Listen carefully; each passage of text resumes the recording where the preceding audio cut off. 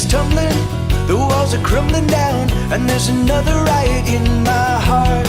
They started fires, I watch the flames go higher, and there's another riot in my heart. And there's panic on the streets as everybody rushes for the doors. And there's chaos at the docks as everybody pushes for the shore. Just like before, I don't know if it's gonna be alright. I don't know if I'll be okay. I don't know if it's gonna be alright. I don't know if I'll be okay.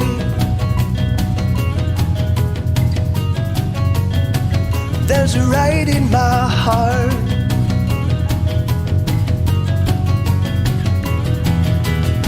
The towers crumble, the mountains tumble down, and there's another riot in my heart.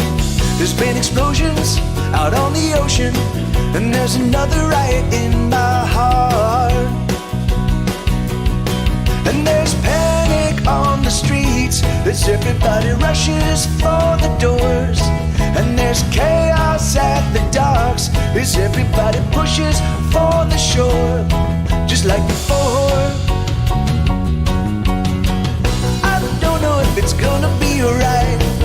I don't know if I'll be okay. I don't know if it's gonna be alright. I don't know if I'll be okay.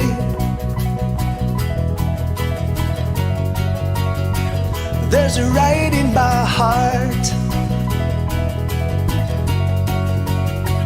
There's a riot in my heart. There's a riot in my heart.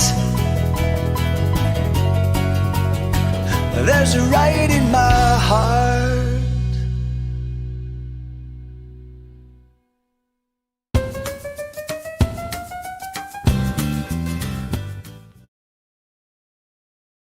All right, there you go.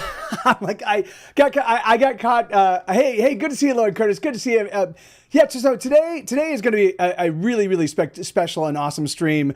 I have two of my friends, Tina DeGeorge and Teresa Callis from the band Easy Tiger, based out of Los Angeles. They're going to be joining me. They're going to be playing some songs. We're just going to be talking about all things indie rock. Like it's really an awesome thing when I've been doing this long enough time that I now have a ton of friends that are not only amazing songwriters, amazing musicians, amazing people, but they're also veteran musicians. Like they've done a lot of the things that beginning musicians only can dream of or get excited about and be like, hey, like it's now de rigueur. It's just something that they've done and they do and continue to do. And that provides a really interesting perspective. And so I'm gonna get them. I'm gonna bring them on in just 1 second. Let me just put on my headphones.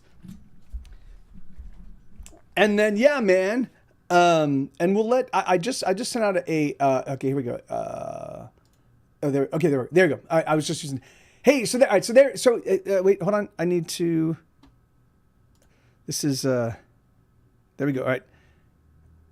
Oh yeah. I have to ask to unmute you. Is that how this works? I think you need to ask to unmute.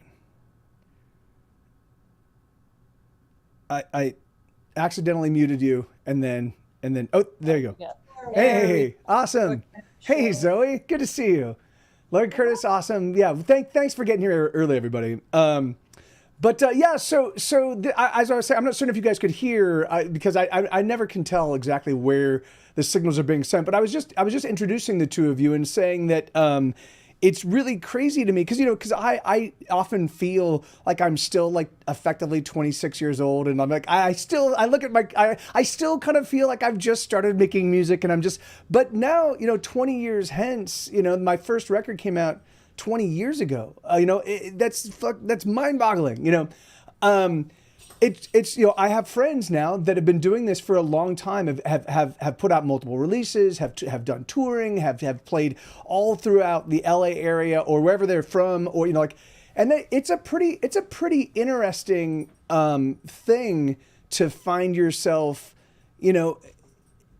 with just a skill set and knowledge base that is pretty deep, and so it's exciting for me to bring in two folks that I know are amazing musicians. I do have to say, I listened to I spent this morning kind of digging deep into your catalog, and Catapulting Stars is a absolutely spectacular record, and it looks like from what I was able to find, it looks like you guys had a ton of fun making that. Is that I'm figuring, is that correct? Yes. Oh, yeah, absolutely. Awesome. A requirement for us. Yeah, I mean, we almost never don't have fun, but that was particularly fun because it was us, of course, and then Debbie Scher producing us and engineering, which was Yeah, tell us about tell we this. never Tell, got anything done. Put it that way. And Gabby Lima. And as Gabby. well. It was an all-female effort. that is so was Gabby the engineer?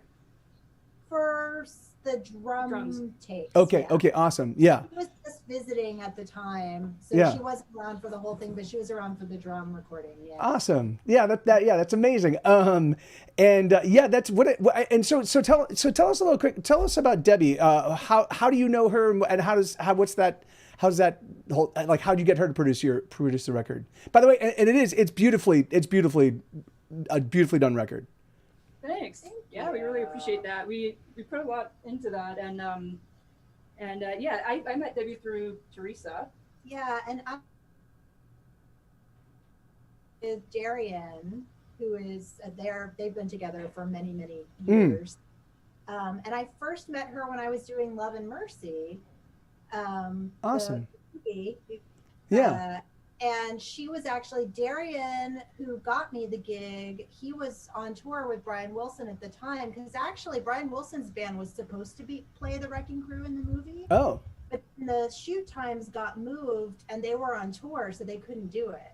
So then they Oh. hired to their friends who were in LA to do it instead. And Debbie was kind of Darian's surrogate on the set. Oh. Because he was the kind of the musical director of the Wrecking Crew. Yeah.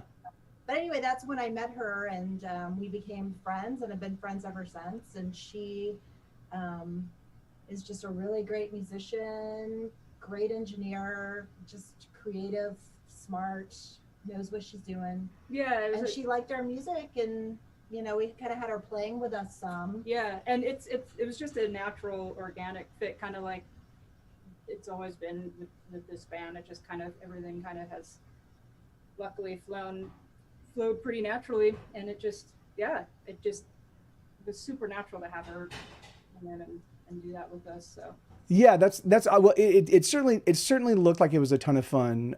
Just from what I could see from the from photos and the little making of video that you put together and things of that nature. And I do know. I mean, so talk to me. Give me a little, Tina. Give me a little sense of kind of. 'Cause I know that Easy Tiger has been around since the height. Oh, sorry, I hit my microphone. Since sort of the height of the sort of the LA, the little indie rock scene from which a lot of us hail.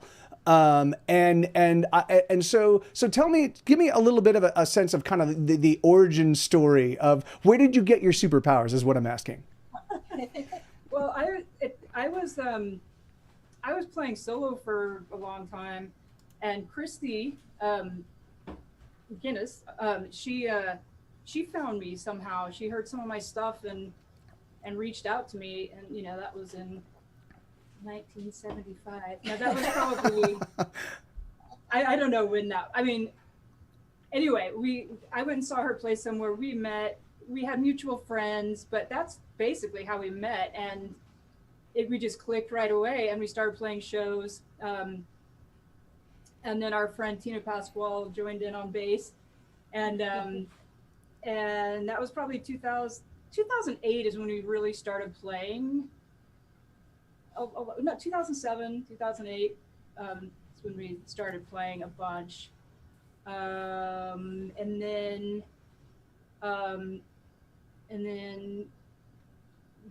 Teresa had seen us play a lot. We've been on the same bill a lot. We've been on the same Yeah. bill, and when we needed a bass player, it was just a natural fit, and we were super happy that she was available and willing. And yeah, I mean, it's I feel pretty lucky because it's, as you know, it's hard to find people that you gel with, creatively and personally, and we all have the same ridiculous sense of humor. Yeah, So- that's super critical. It is it is crazy when you have somebody in the band that just has a sense of hilarity that is different than everybody else. It does create a weird. You're like, what is that? What, like, why don't you see this is funny? Yeah. So that's awesome. That's great. And so now. I know that that's so crazy because that was so you guys started around 2007, 2008. So that was after my involvement with Mr. T's. For some reason what was Christy doing before? Because We played there. what's it? We did play there, but Yeah. the Christmas play. I think when I went to your place, she was playing a band called the Randys. Oh, that's right. That's Yeah. right. She was she was like one of the late term drummers for the Randys. That's Yeah. right. I remember that. Yeah. So that's in fact, yes. And then okay, that makes perfect sense. And I think and you came out for one of those shows, right? Because I remember meeting you at some point in time and being like, oh, and they're like, hey, and I remember them saying, oh, and again, for me, because I always felt we needed to build out our, the female songwriters out of our community, because it was mostly for a long time, particularly in the early days of Mr. T's, it was just a guys club, and then the Randys really I actually just formed the proto Randys band with Sienna and Laura. And then eventually I had to bow out of that because there was too much happening with my band. And then they brought in and then they became an all-female act, and that was awesome. But for a while it was them and Go Betty Go, and that was it, And then occasionally the Dolly Rots would pop in. So I was always fascinated by, but at the same time I always felt a little weird because I'm like, I don't. How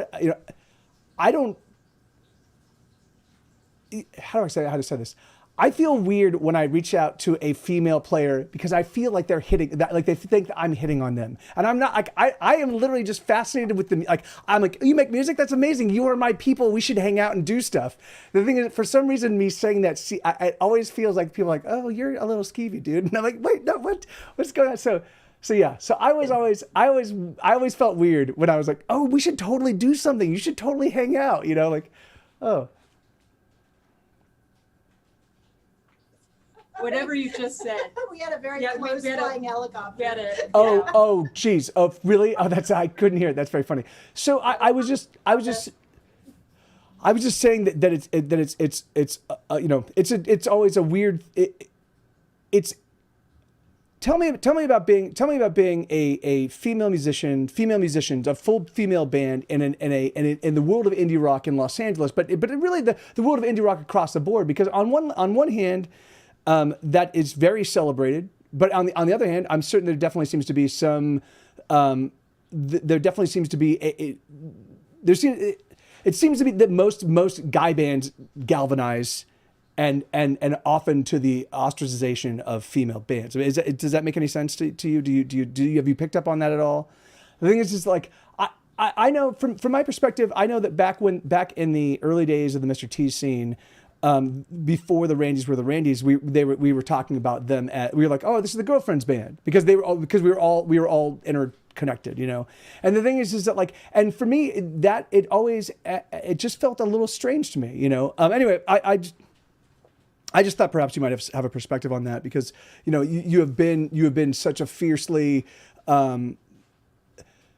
there of all of the musicians that I know, and I knew thousands of musicians in LA for a long time. So few of them have continued to persevere, right? So many of them have walked away from making music, or they make music part-time. They don't do it in the same, but that's not your case. The thing is that like both of you I know do it full tilt, and do it in earnest. And that's awesome. And the thing is that like, and I wonder, and I guess that's what I was trying. I wonder, is there an aspect of that, an aspect of that doggedness? Does that come from the fact that there was a point in time, at least in our little community, where it was mostly guy bands? And so for me, it seemed like, that the girl bands that survived, like they were tough, they were hard bitten, like they worked very hard, and so I just was wondering if that even factored, even thought,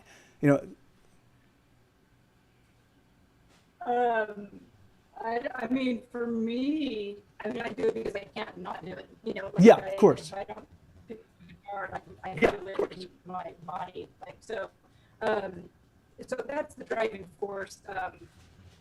In terms of being an all-female band, we are aware of that, and it's also just that was also another natural thing that happened was people who wanted to play with females. So. And you may or may not be surprised that I've never had to worry about. I think guys always knew never to hit on me for various reasons.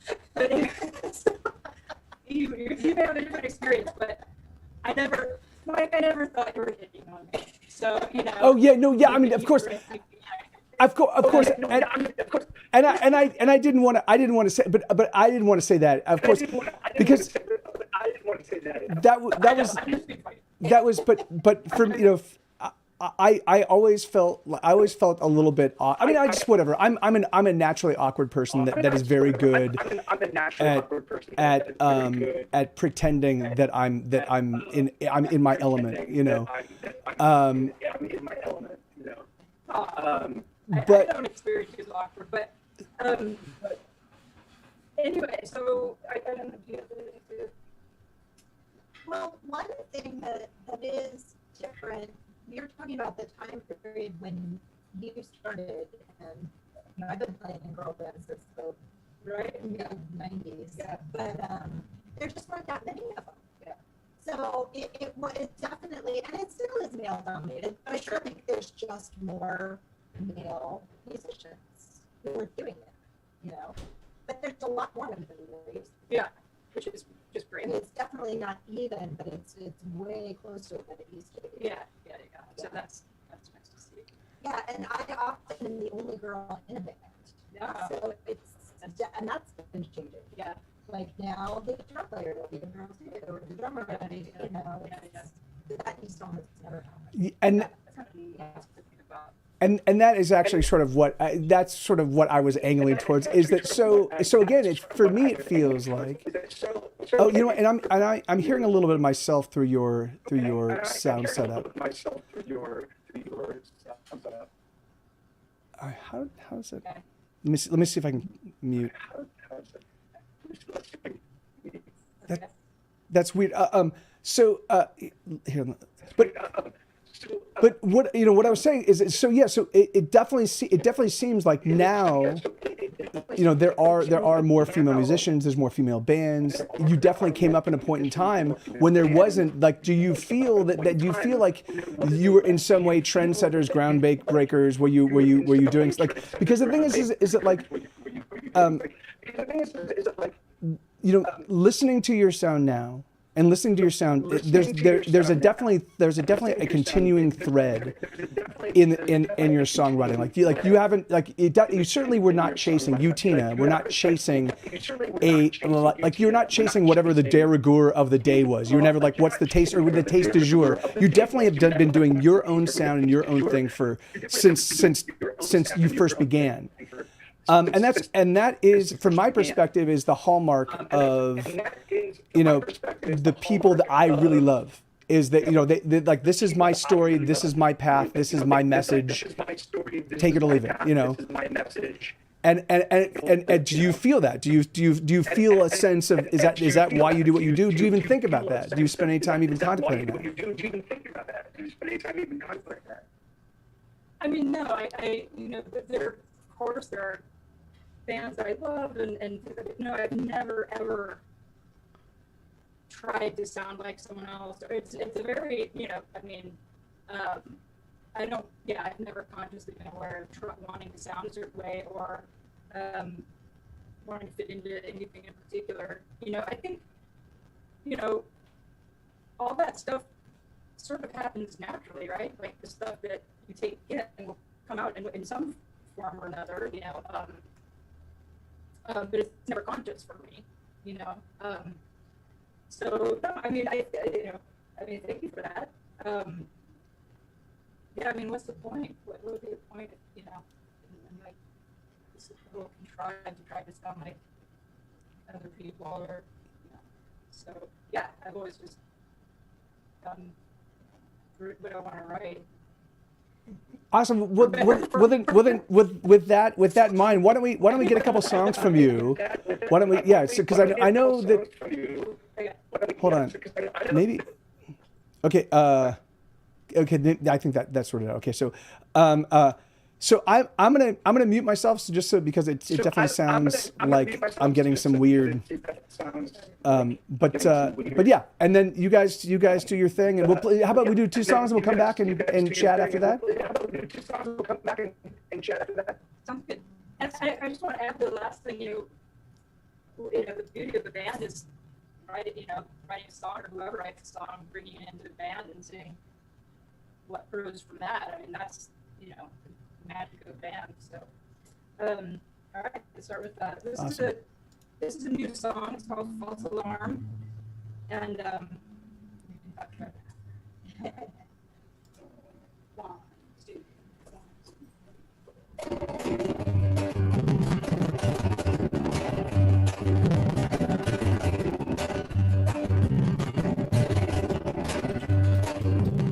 thanks for asking. Everything is fine. When you're looking, everything's a sign. False alarm now. Everywhere you go. In the background. Hey, I'm sorry to interrupt. I'm so sorry to interrupt. Hold on.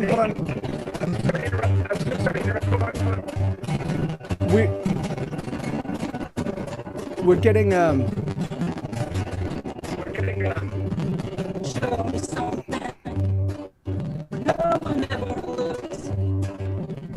You're the wrong way. okay. See what's up the Okay, I just muted them for the moment because I know it's difficult. Oh, hold on. It's because it's really difficult. I'm gonna try calling them. I'm gonna try calling them in just a second, and we'll see if we can't get that. Okay, there we go. Oh, hey, yeah, sorry, hold on. So, we were getting the sound. Your sound was coming in very, very staticky and very, very laggy. So it was basically unlistenable. That's unfortunately. Hold on, what are we doing? So I'm just trying to. The real player version, yes. Okay, yeah. So let's try. Let's see if we can't reconnect this call. And because early on in the stream, it sounded perfect. It was fine. And early on when we were sound checking, it was fine.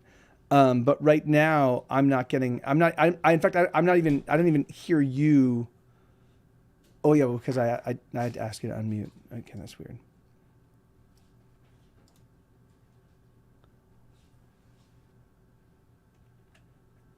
That's really weird. It seems like this happens a lot in my remote sessions. First half is always great, and always craps out at the 20-minute mark. Yeah, that's so weird.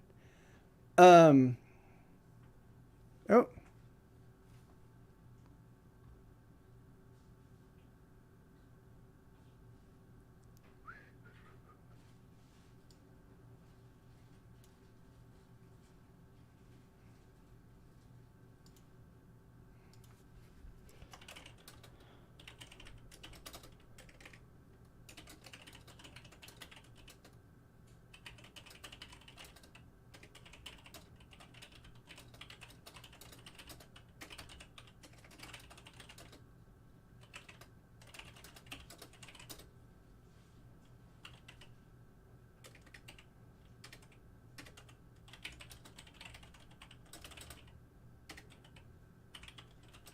Are we back? Yes. Oh, that's awesome. That was, yeah. What happened?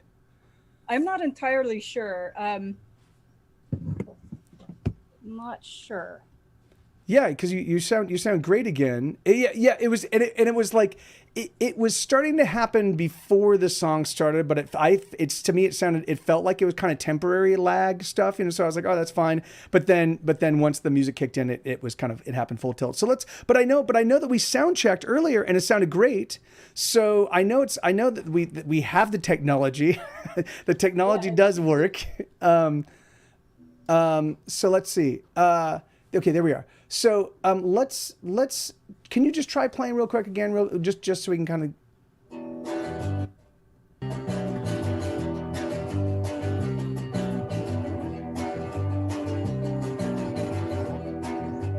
Yeah. Okay. Yeah. So that sounds fine. There was a little hiccup right at the beginning, but then otherwise it settled in and it sounded perfect. So why don't we can we just again, because I think what's happening is your sound system is adjusting to accommodate the first opening notes, like it's going, we need to open the aperture up a bit. So why don't you play, like, can you just play like your add one measure at the very beginning, just and then that way we know, you know, like your sound system knows that you're picking up the sound and we're all set. Your sound system knows you're picking up the sound. Oh, see, it's doing it again.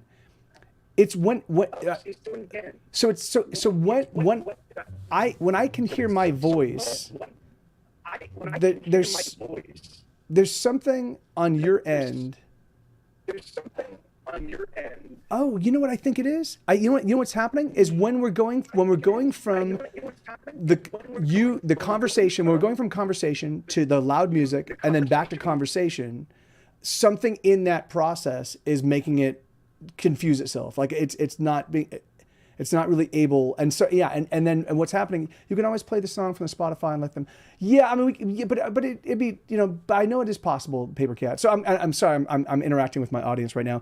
I do know it is possible to get this sounding great, because we actually did it in sound check. So I'd like to get that. I'd like to get this to happen. So maybe what we can do is it whatever it is that you just did. I'm not certain if you can still hear me, but whatever you just did to reset the sound, if you want to do that before each song, maybe we can do that. You know, it's crazy because in 20 years, this will not be a problem at all. This is like, we're still in like it's like sort of like early cell phone days, you know, like, uh-oh, I think they're gone.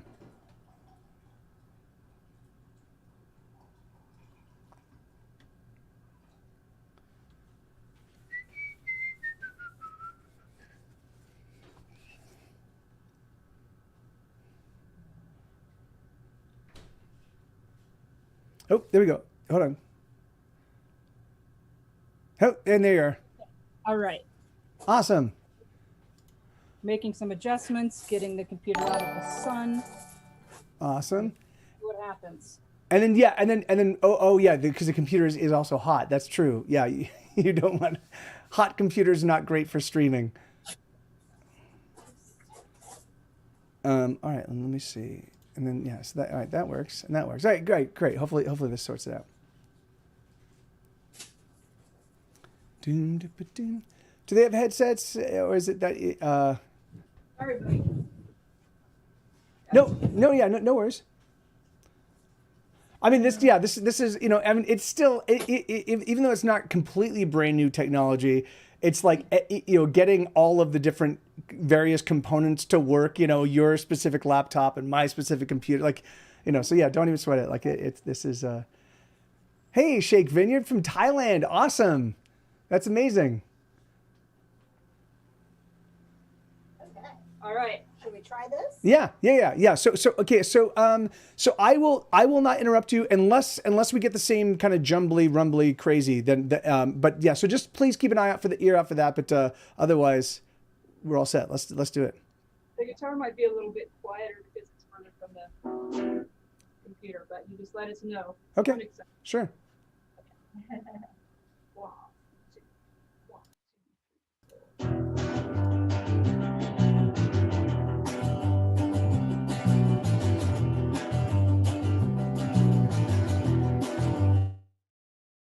Thanks for asking. Everything is fine when you're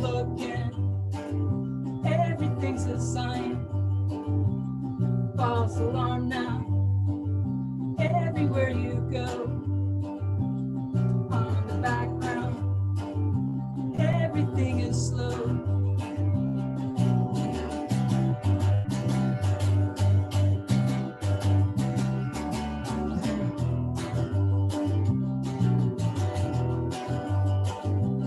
Show me something no one ever looks. Hear the rumbling, your secrets off the hook. False alarm now, everywhere you go. Let your guard down, they will never know.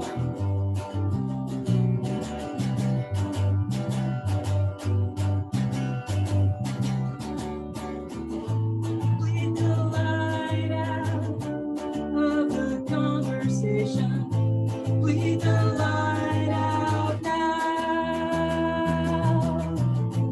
We're a long way from that conversation. Bleed the light out now.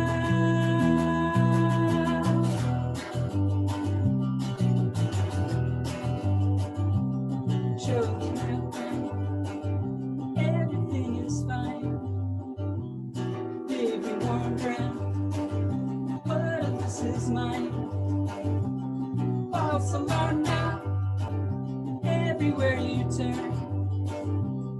On the lookout, everything burns.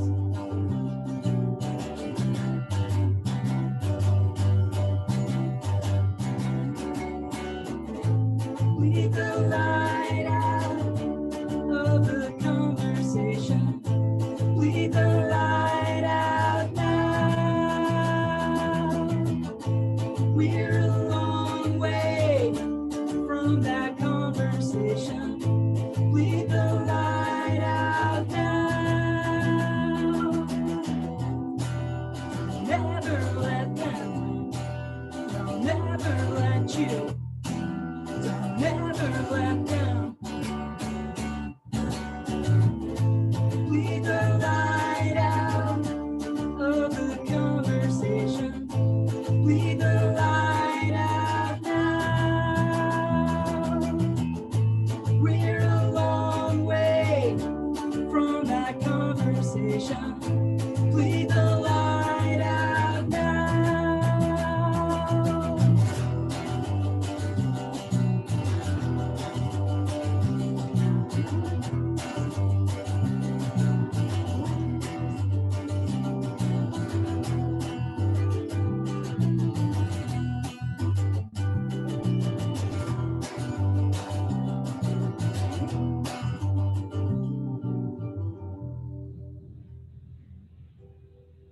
Wow, awesome. That so is that so and this is a new song? This does this exist? So this doesn't exist anywhere other than right here, right now? On my computer in various pieces. Okay. Of We course. started recording it. Yeah, yeah. We've got preliminary tracks.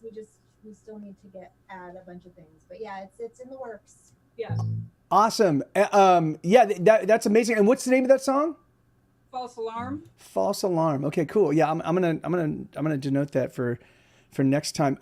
Yeah, that's what a great track. Yeah, it's really really awesome. And so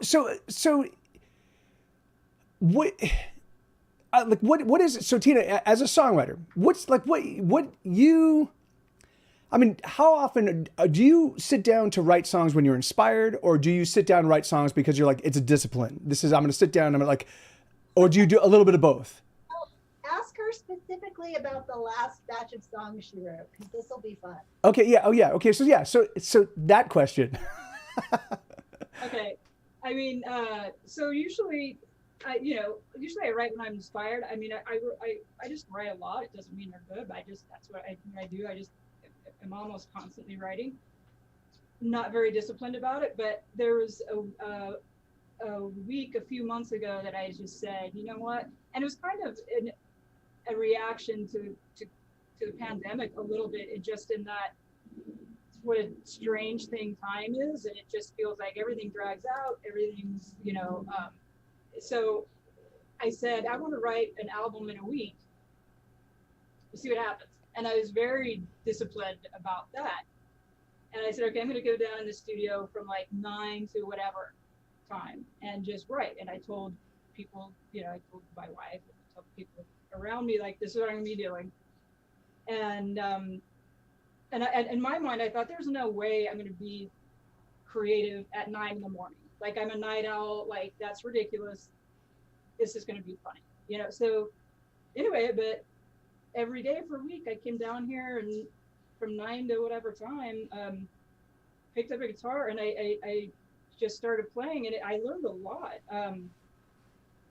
I ended up writing 21 songs in that week, and it was really fun, actually. So I didn't even realize that, like, creating those parameters can actually feed creativity sometimes, right? So, and it was very not forced. Like, I didn't put, it didn't feel like pressure, but I would write something and I would trust it and I would move on. So it was like a real, like, lesson in, like, just trusting where your fingers go, trusting that the song is done, trusting to move on. And then, usually by lunch I'd have a couple songs written and I wouldn't revisit them, which, usually when I write, I'm inspired by something and I'll just sit with it for a while. But this, it's like, well, that's done, move on, next, And so that was very different. And, by the middle of the week, I'd had like 8 or 10 songs, and someone said, "Are you going to stop?" And I was like, "No, I'm going to finish out the week." So then, anyway, Awesome. long story short, 21 songs later, and poor Teresa and Christy were like, "Oh my, I dumped 21 songs on them." It doesn't mean they're all good, obviously, but I just, but that was an experiment. It was a really, really fun experiment, and I learned a lot. And that is where the new album is coming from. That's see, yeah, and that for me, 21 songs. yeah, and that's amazing. I mean, that is that idea that you force yourself into these, like, it's like the forced limitations. Like, I'm gonna write on an instrument that I don't normally play, or something like that. Like, it sometimes it does create just by forcing all of the creative, like the amorphous perspective into a little narrow window. Like, you end up with all sorts of cool stuff. And I do appreciate, and we've talked about that a little bit on this stream, but I do appreciate the idea of finishing something and then not immediately worrying about it, just putting it aside and letting you come back to it with fresh ears. Because that for me is something that it took me years to realize is, like, I will write a song and I'm not, the moment I'm done with the song is not the best time for me to listen to that song and distinguish and determine whether I should change something or I want to come back to it with completely fresh ears. And when I listen to it, often what happens is, in fact, I'll go into my back catalog and be like, what is this song? And I'll click on it and be like, oh my, this is an amazing song. What am I, and so it's just that idea that like sometimes I feel wherever I'm at that point in time, I don't like the song because it's a little bit too personal, or it's a little bit too snarky, or something that because I'm so close to it, So, so tell us about that process. So you wrote all the songs, you didn't go back to them. So when you were listening back, when you finally did sit down and listen to them, tell me about that, about what that was like. Well, I mean, when I went back to them was to record them for the band to hear, and I really, again, made sure I didn't, like, belabor it. I just was, here's, like, super rough, which is usually what I send you guys. So, but just super rough versions. And, there's, I noticed lyrically it's different. Lyrics are the thing that get finished usually the last when I write songs. Not always, but, so it was interesting, I mean, you're always critical of yourself, right? So sure. I look at it and I'm like, no, I'm not going to change it. Not going to change it. Just going to let it be what it is. But, the other thing with those songs too is, it's a lot of songs to ask, for the band to listen to. But I've learned over the years not to, I just send them at all, because sometimes there've been a few times where, like, some of their favorites are not ones that I think are, they're not my favorites, so I've learned, like, all right, well, just put it all out there and it'll sort itself out. So Yeah. Now, do you before you and the band commit? So now are you doing renditions, a full band renditions of all 21 songs? Did the three of you drill into them and say, oh, these are the songs we want to focus on? Did you take them did you put them in front of an audience? Like, how do you drill into that and decide these are the songs that we're gonna focus on? We all made a list of our, top handful. I mean, we're tapping them all. We've got 7 or 8 like under our belt, which is an album. Yeah. So we've got whatever, 13 more. But so I'd say 7, 8. Yeah, and the recording process is a little different than what we've done in the past because Christy moved to San Diego Oh. and is actually going to be moving to Austin soon. Oh. So we are kind of getting her as we can. Like we got 3 drum tracks. We'll schedule another weekend and get 3 or 4 more. So we're kind of piecing it together that way. And then Tina and I are building from the drum tracks. Which is, and even before like all of that, I wanted to. We're recording it in the spirit that the songs were written was in terms of not belaboring it too much and like overthinking or whatever. It's like it's not quite a live record, but it's a more urgent way of working and not in a like pressure kind of way, but just like a little looser, a little am I describing it right? Yeah, and also because we're doing it ourselves, and neither of us is the best engineer in the world or the best.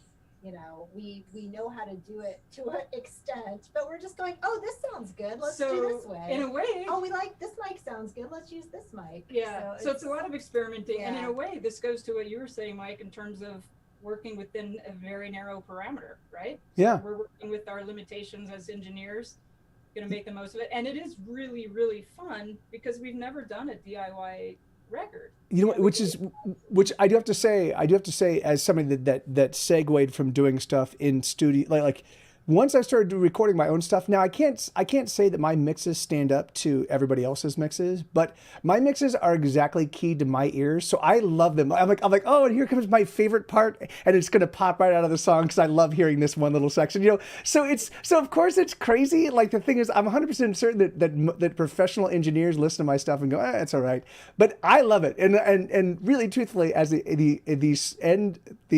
the ultimate end user of my own music, like I love it. Like this is great. So I'm really excited to see, how that process evolves, because that is so when you are, as you're finishing up these mixes, are you gonna be giving peeks to your fans? Are you gonna be proffering them to people in some way or another? We're going to be releasing them as singles. Okay. Oh, great. Awesome. Video. Yeah, some videos, singles, and hopefully playing them live. We have done something. We did some streaming shows. We've done that, and so we have played them in front of audiences in that regard. But hopefully we'll be playing a lot more shows and be able to, let them be heard that way. Yeah, sure, and because again, you never really have any idea of what the breakout. Like you can be like, I love this song, this is going to be our breakout hit, and then you're like, wait, what? Everybody seems to resonate with this song, which is. So I totally get that. All right, but let's get some more music from you, but that last song was awesome, and so let's hear some more. Okay, well, do we want to stay in the realm of new stuff? Sure. Or do you want to go? Mike, do you want to hear more new, or do you want to hear something from Catapulting Stars? I mean, I would love to hear new material just to see kind of like because you just mentioned this whole 21 songs in a week, like let's hear some of the fruits of that. We know 21 songs. Yeah. Well, yeah, of course, but she does. I don't. Okay. 1, 2, 3, 4.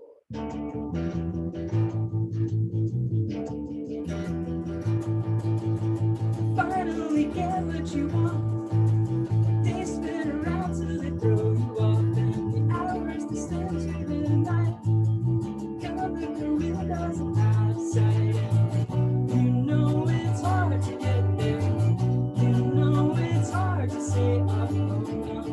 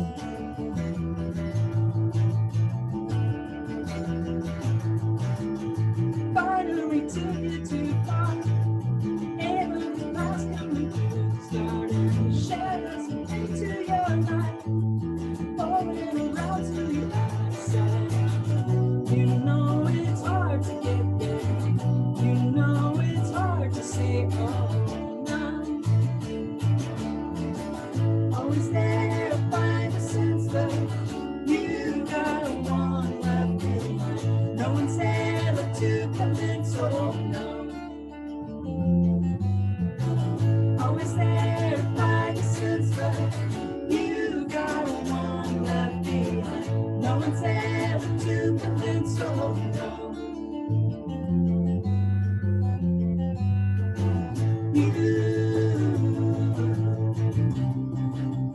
Let it fall too far.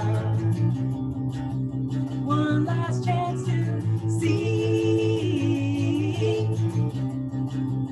what is left of.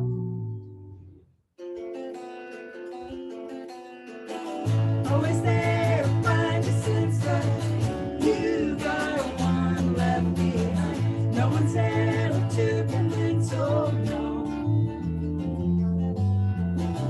Always there, find a sense that you got one left behind. No one's ever to convince, oh no.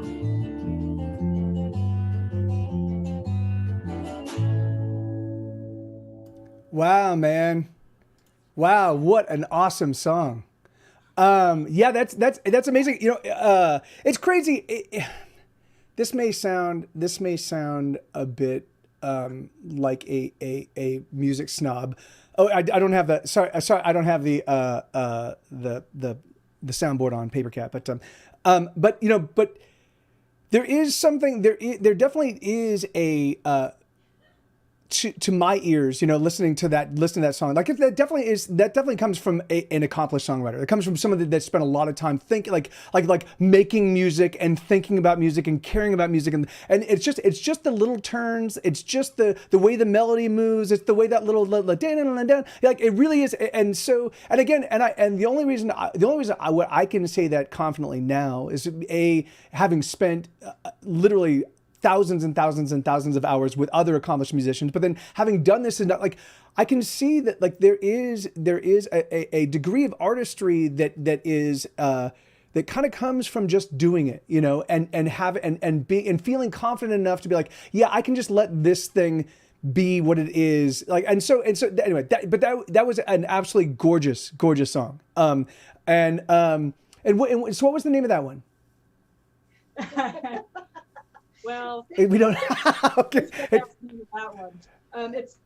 It's called Dag, D-A-G. And Dag, okay. Why is it called Dag? Because when I was naming it, I was thinking that those were the chords in the song. Turns out they're actually not.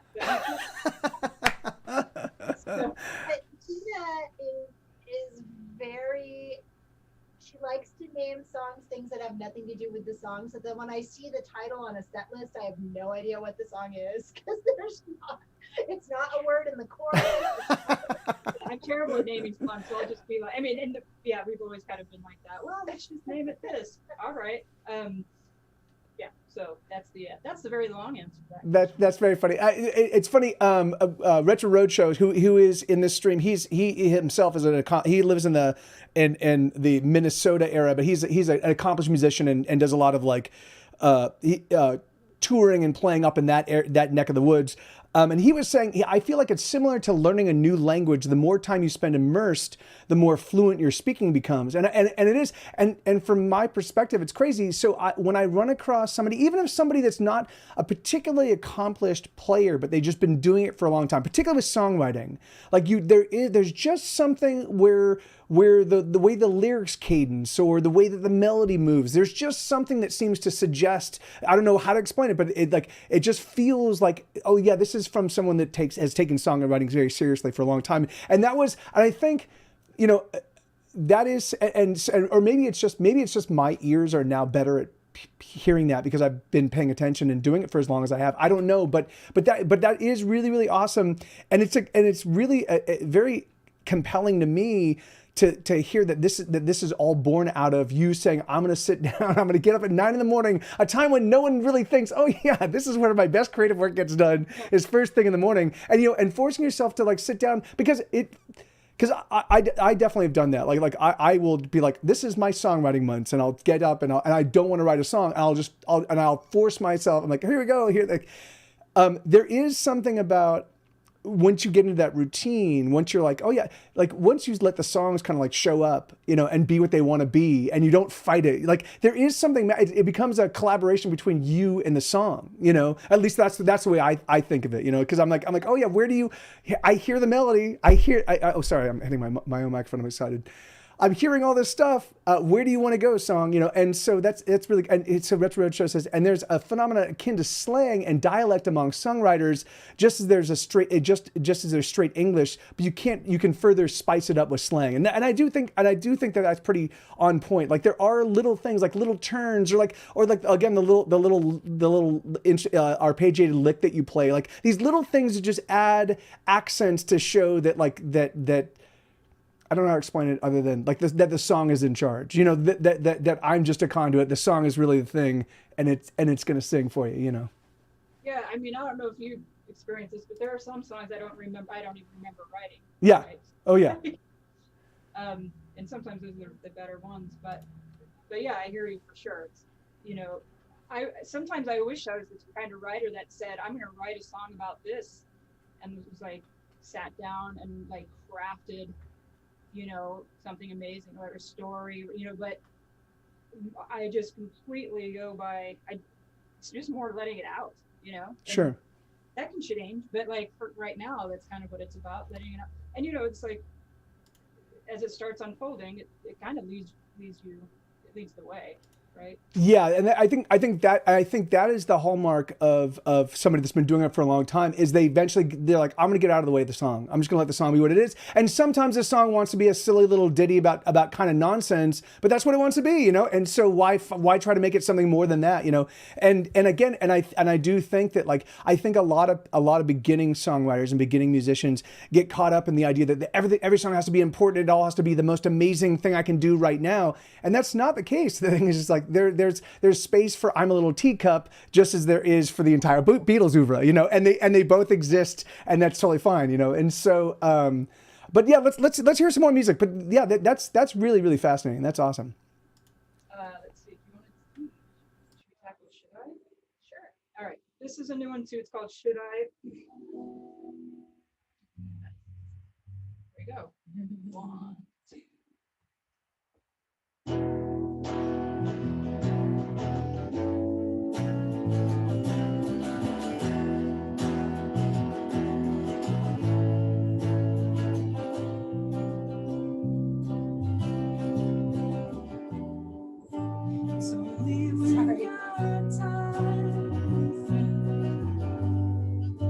Shows up like a child and says,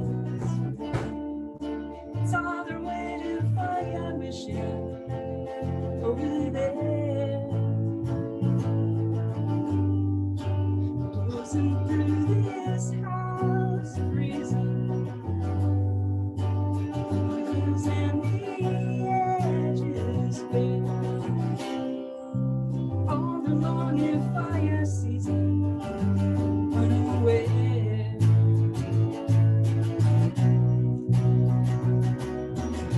Should I be waiting for the last forgiveness? Could I be holding out for what is come and gone? Should I be shaking off the last infliction? It's only when you're tired of thinking, shows up like a cloud instead. Leaves the worry and fussing in the sand. It's coming up the stairs to greet you. Cover up your eyes and stare through the cracks that share the meaning unaware. Yeah. Should I be waiting for the last forgiveness? Could I be holding out for what's come and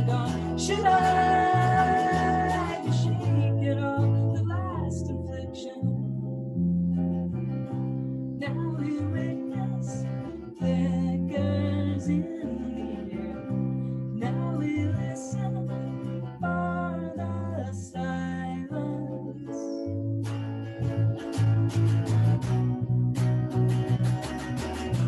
Should I be waiting for the last forgiveness? Could I be holding out for what is come and gone? Should I be shaking off the last affliction? Should I be holding out for what is come and gone? Wow, another absolutely brilliant song. Wow, that's amazing. My favorite of the 21. Oh, that's your favorite? Okay. Yeah, and what is that one called? Should I? Should I? Okay, oh, that's okay. Yeah, that's right. Oh, yeah, awesome. Yes, I like it because the title is actually in the song. Yeah, yeah, yes, yeah, yeah. Yeah, that is.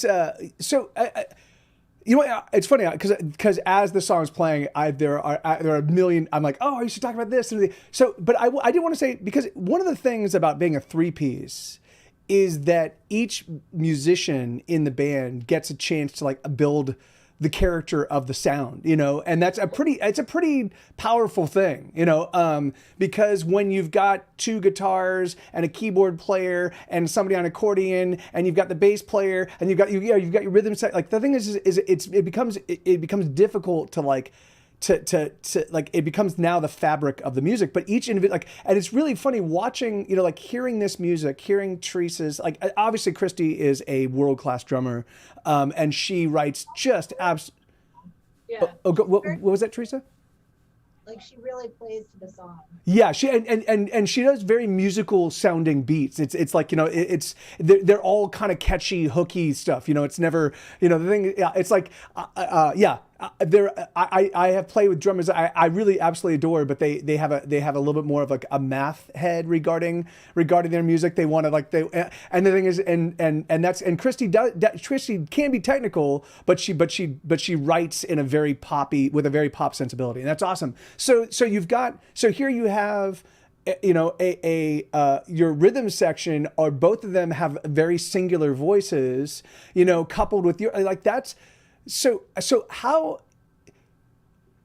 you know, is that, did you, so, because for me when I was starting out, I just was like, if anybody wanted to play with me, I'm like, yeah, you're in the band, you know, and it just so happened that really no one wanted early on, because those songs I wrote were insane, and they're like, you know, I don't want to be anywhere near this chaos, but I don't know, I can't say that 100%, but that's what it felt like to me.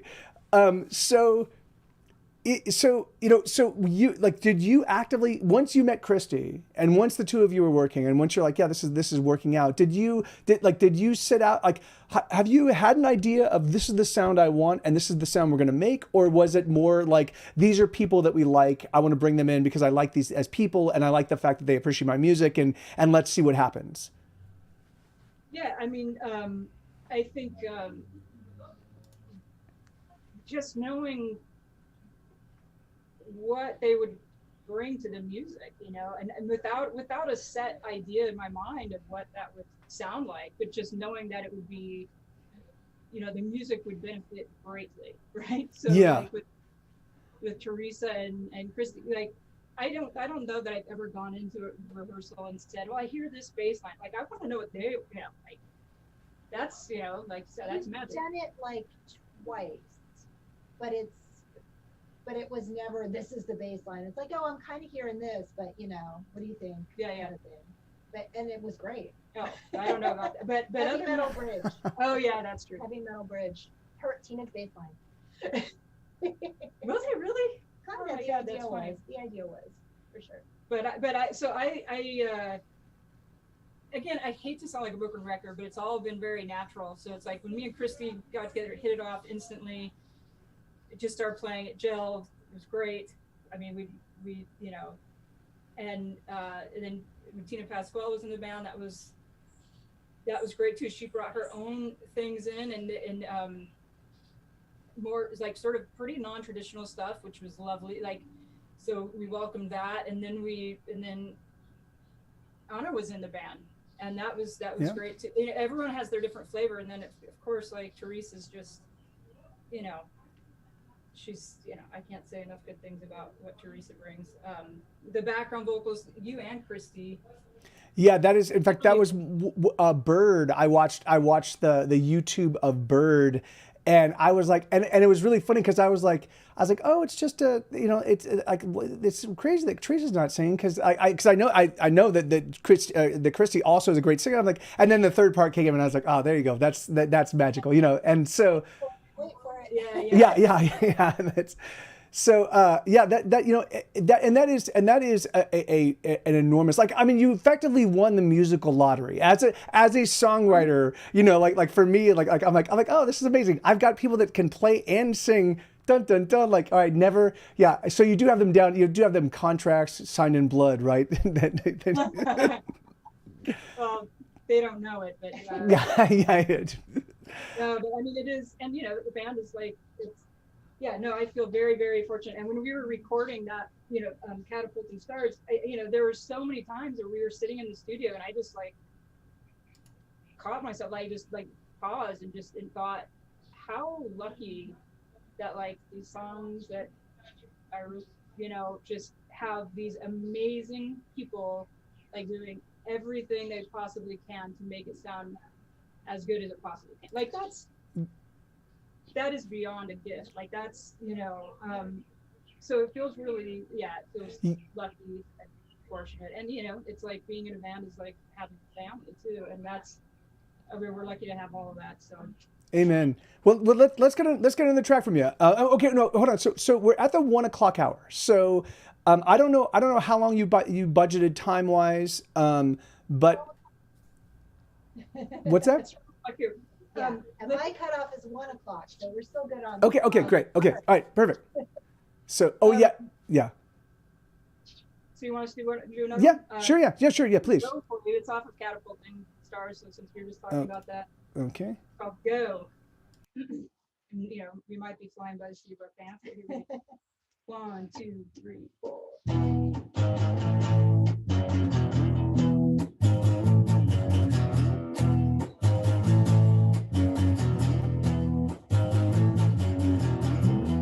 Showing up with all the wrong reasons, for all the things you shouldn't have known, clinging to the fast and fleeting. You should have let a lot of things go.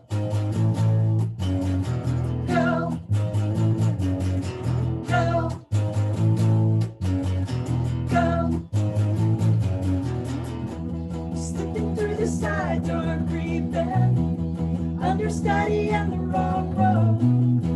You missed all of the tracks you're leaving. Should've let a lot of things go.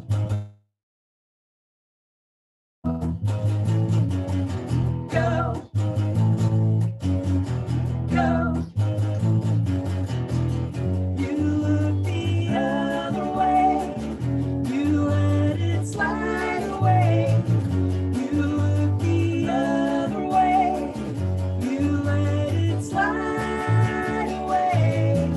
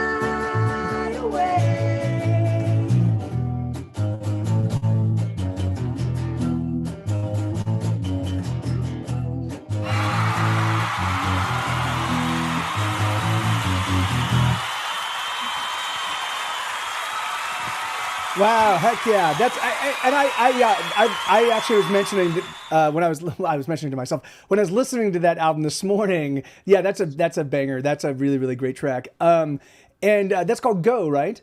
Yeah. Yeah, and so That has a video that's pretty cool. Yeah, that Teresa did. oh really? Had the talent of Teresa's. Yeah, because Best. His name is Mike Schnee. yeah. I was just like, yeah, it's she only has a master class film wizard, that she Consultant. yeah.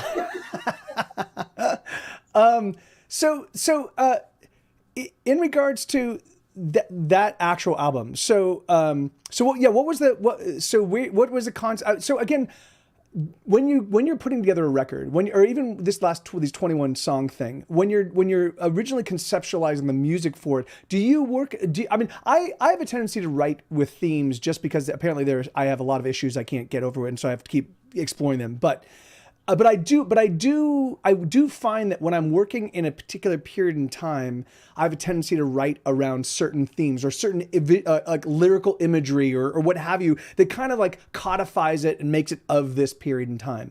Do you do the same thing? Does that work? Or does that like happen with you, or is each song its own little microcosm?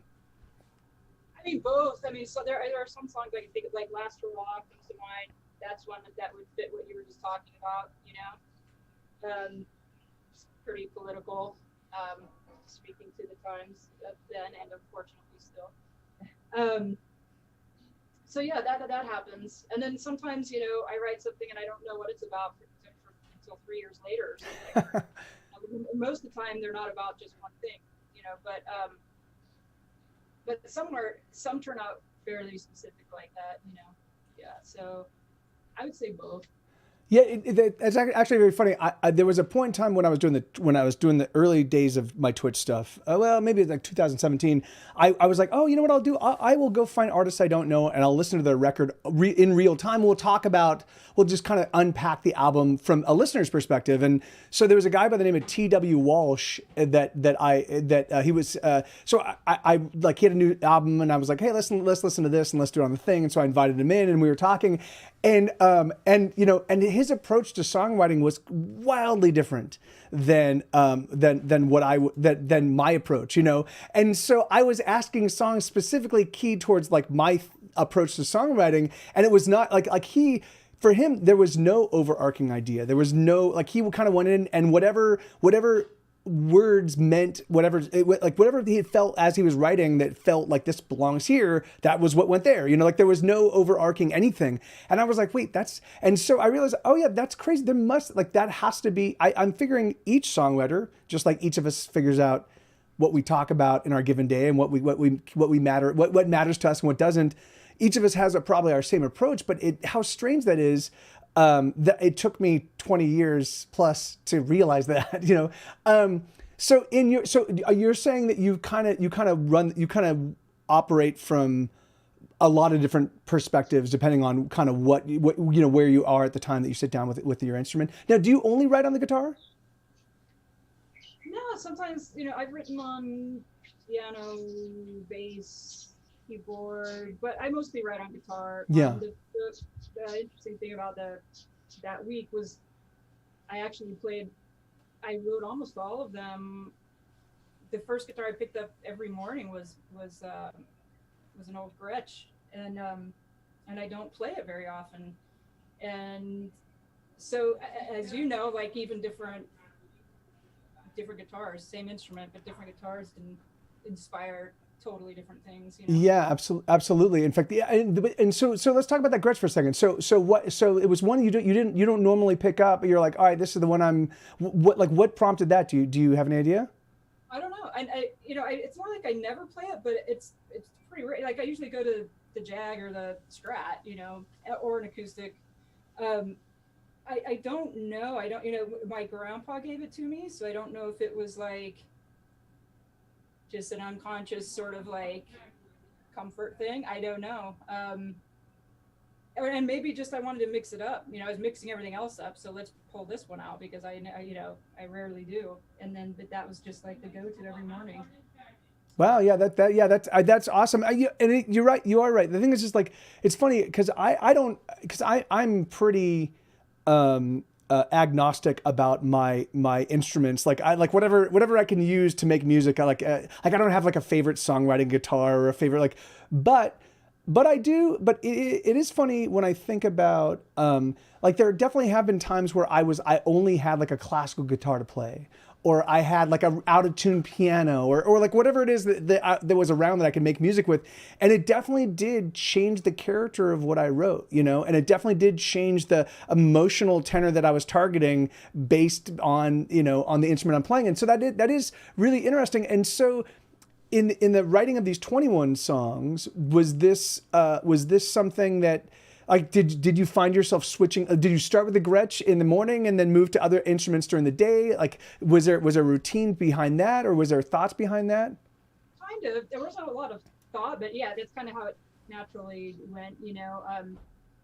And you know, I was surprised. I was like, well, you know, I have all this time. Like, I've set this time aside. We see what comes up on keyboard, and like nothing came out. You know, it's just like, oh, well, that's just not supposed to happen. Also, I like playing instruments that I really suck at. You know, so because things come totally out of that. Like so, but for whatever reason, like this really is guitar oriented. But at the same time, you know, I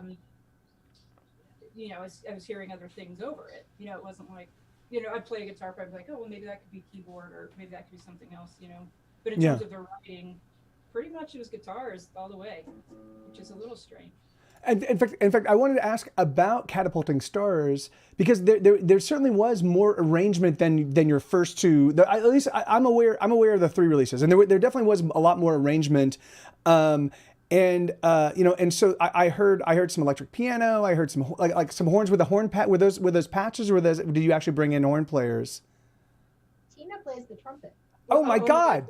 I tried to play the trumpet, and we put. Tina has a trumpet. Yes. Okay. Well, I tried, and then we put like Debbie put a French horn over it to kind of, but yeah. Yeah, we experimented more with production, and Debbie is an amazing keyboard player. obviously, Oh. yeah. Harp track. And Oh, wow, yeah. She played the cello and the harp, and Yeah. which was fun. We were like, yeah, but get the vibraphone out and the harp and the whatever else, you know. Did Christy play? She played a bit. Is there a gong, or am I just? Oh no, the I timpani. played the vibra-slap. I saw that. I said that was awesome. And you played with such you were very focused on hitting yeah you were very like it's like Because in my opinion, you can only use it once per song. Yes, So yes. I wanted that one hit to count, because otherwise it's overplaying the vibra. yeah no amen yeah amen. One. Yeah. That's awesome. And so now we're gonna get a little deep into the releasing of albums thing, because for me, so from my perspective, you know, like you put in all of these hours, you put in all this time, all this attention, you're like, here's my music, this is us as a unit, this is us, this is our perspective, this is the fruit of our labors over this period of time. Here you go. The thing is like, so now you've offered it to the world, where there are literally 60,000 new songs showing up every single day on Spotify. So there's so much white noise. You might as well just take it and like shoot, like you might as well just take the CD and break it and be like, there you go, that's my music. Thank you, good night. You know, so why? So then why do you keep doing, like, what keeps you making the music? What keeps the band making the music? What keeps, like, I mean, I guess, and I obviously know my answer to this, but tell me, like, what works, like, why endure at this point in time when music is so ubiquitous, and, you know, that's a dot at the end of that. Not necessarily question marks, but there's an ellipsis. I mean, we're musicians. It's what we do, you Yeah. know. And when you create, you have to see it through to fruition, right? And you Yep. want to hear with your head out, you know. So like, that's not going to stop. And you know, and I do have hope that things can get heard, and you know. Well, I was just gonna say we had the extra complication with this last album that we were finishing it up right as COVID hit. Yeah. Everything was shut down. So Yeah. we couldn't play the songs. You know, we couldn't do any kind of touring to support it. We couldn't Yeah, it was a bummer. Yeah, it was kind of bad. So we decided instead to just put out some videos. Yeah. Because that's the best we could do, and we had to film them each separately At that time, yeah. and just put it all together. So it was, you know, a whole thing. But yeah. And to what you were asking, like I want to like say like thank you to you and like all you've done over the years that like to support fellow musicians, and you know you're an amazing musician yourself, and like I think music is important to people, and you know people are going to shows again, like I you know, but in terms of it's different than you know having a physical CD and whatnot. But I think you know it's a double-edged sword, right? It's easier to get your music out there, but it's easier to get your music out there so everyone's doing it, right? So Yeah, you know, it's funny. In fact, I think that's the reason why I'm doing this, and I think the reason why we're having this conversation, from at least from my perspective and my own personal agenda, is I like what we were talking about. What Retro Roadshow was interjecting on, like the thing is, there definitely is a fine tuning of musical perspectives. The more people keep making music, right? So us in our first couple of years writing songs and playing, we certainly did some cool things and some fun things, and people certainly thought about it with people that remember us from those days go, oh, that was awesome, and what have you. But from my perspective, the more time you put in, the better you get at kind of figuring out a way to make the sound that you want to make. And also from my perspective, as long as you're not chasing whatever the sound is of the day, the sound du jour, and you're just really focusing on your sound, you end up becoming the quintessential, like if you want your sound, the only place you can get it is you know? And that definitely feels to me like that's where you're at, you know, where Easy Tiger is at. And so from my perspective, the more I think about my friends that are still in it, still doing it, still putting out records, still playing shows, still, you know, well after the point in time where the idea that, oh, we're going to run across the breakout record that's going to it's something's going to go viral, or we're going to like, you know, and yes, of course, every time you put something out, you're like, oh, maybe this will be the one. But ultimately, you know, but even so, despite the fact, whether amazing things happen or whether they don't, you still put out stuff. You're still making music. You're still fighting the good fight. From my perspective, I want to find a way to galvanize all of us together and find a space where we can kind of do online what we did at Mr. T's and what we did with the Zen Sushi and the Kiss or Kill and all, like, you know, like just find a way to create community. Like, yes, and then hopefully build an awesome little nucleus of songwriters, musicians, friends, you know, and also at some point in time maybe even bring in other people of other artistic disciplines that still suffer from the same thing, where because from my perspective it's crazy, because you can find somebody that's just picked up a guitar that writes an interesting song, a compelling song, and that song can suddenly have 40 million plays, you know, and that song now in the eyes of the world has more value than what I do or what you do, or what, like, you know, and that from my perspective is a little bit broken. Like, yes, that song's awesome. That's great that person that got 40 million plays is doing their thing. That's awesome. I think all musicians are my people. But even so, those of us that keep doing it, like, we should have a seat at the table where the years that we put in garners a little bit of respect, you know, and that doesn't really happen except with other musicians, right? So I'm trying to figure out a way to work around that. I'm trying to find a way to change the where the light is cast, you know. And again, unfortunately, rock and roll is a youthful endeavor, you know. So but let's get back to your music. So if you're interested in doing more of this kind of stuff, like again, this is still in the nascent days for me. I'm still kind of figuring this whole thing out. I think I am going to put out a podcast that's called This Is Indie Rock, and it's just going to be us talking about this kind of stuff. But I'm going to do it kind of like I don't know if you're aware, but I have a new podcast out. It's called Hesitation Cuts, and it takes story and music and it weaves them together in a way that, like, where they kind of propel each other. And I want to do something like that, but involving a conversation between me and other people that have been doing it for a while. You know, people that have been independent in a way that is truly independent in the sense that, like, you know, without any even if the world had ended, just so long as you have a guitar, you're still gonna make music. You know, like the thing is, there's no, the end all be all of why you do what you do is the music itself. You know, everything else is awesome, but it's just the music itself. So, if you guys would like to continue doing this, I'd love to have this conversation continuing. And then if there's other things I'd like to do, I'd like to be able to reach out to you if you're interested and see if we can't, get you involved in some of that stuff. Yeah, we'd love that. Okay, awesome. Awesome. All right. Well, let's get some more music. So this is for those of the new viewers that like, and again, I'm really terrible about this, and I'll probably get better over time. But this is Easy Tiger. This is Tina DeGeorge and Teresa Callas from Easy Tiger. They're based out of Los Angeles, and they are longtime friends and world-class musicians, and they are playing a bunch of their new material, and also they just played a song from their 2020 album, which came out during the pandemic, called Catapulting Stars. But this, and what are you going to be gracing us with right now? Well, we could do new, or we could do something off the EP that was before Catapulting. If you're doing it, we're going to use Shadows and Steel. Sure. Awesome. Or there's no. And thank you. Yeah, and there's and Papercat in my audience just put out the Easy Tiger link. But yeah, there you go. It's easytigermusic.com. So all right, awesome.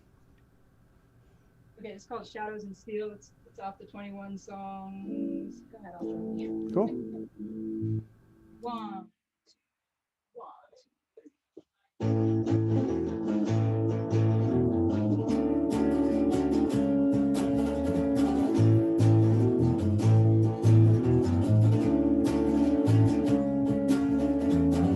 She's starting to feel like shadows and steel.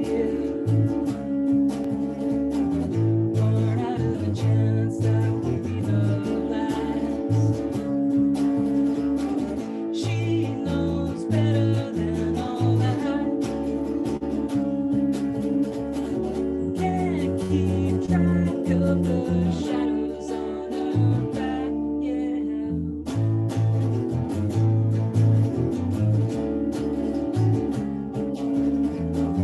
Just let it sink in like flowers and sin.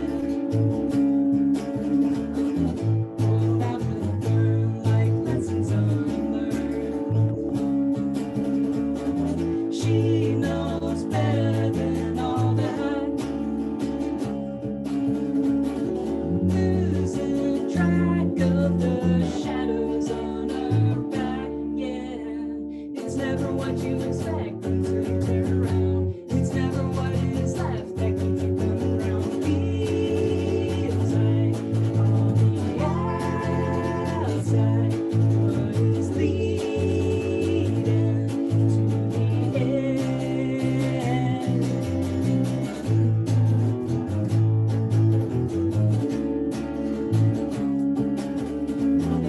Where will you reveal the fruits of your steel? On track like I can type in the flash. We know better than all that. Keeping track of the shadows on our back, yeah. It's never what you expect until you turn around. It's never what is left that keeps you coming round. Feels like on the outside, what is leading to the edge.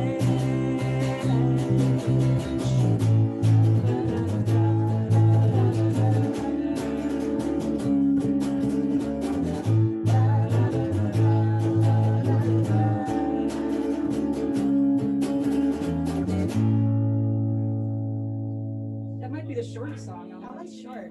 Wow, that's amazing. It's so funny that some of the transitions, some of the just the little Like they're just magical. Like and in fact, I did notice that on Catapulting Stars there were a lot of like there were the occasional modulation or the occasional just weird kind of like out of left field, but really just super satisfying thing. Same thing with a lot, at least what you've played 3 of the new songs, and they, each of them had little moments that have just an unexpected. Like I'm a big fan of things that take my ears in places that I wasn't expecting, but still sound sonorous and awesome. And you're like, oh, that's amazing, you know? And so, yeah, just really great stuff.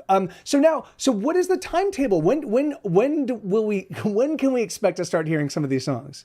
Yeah, well, like we said, we're gonna drop them as singles. So, I mean, that could happen fairly soon. We're going into the studio next week. Most of the main tracks are done, so we got to do some Gotta get Christy's vocals. background vocals. Yeah. Background vocals, Mike. So Sure.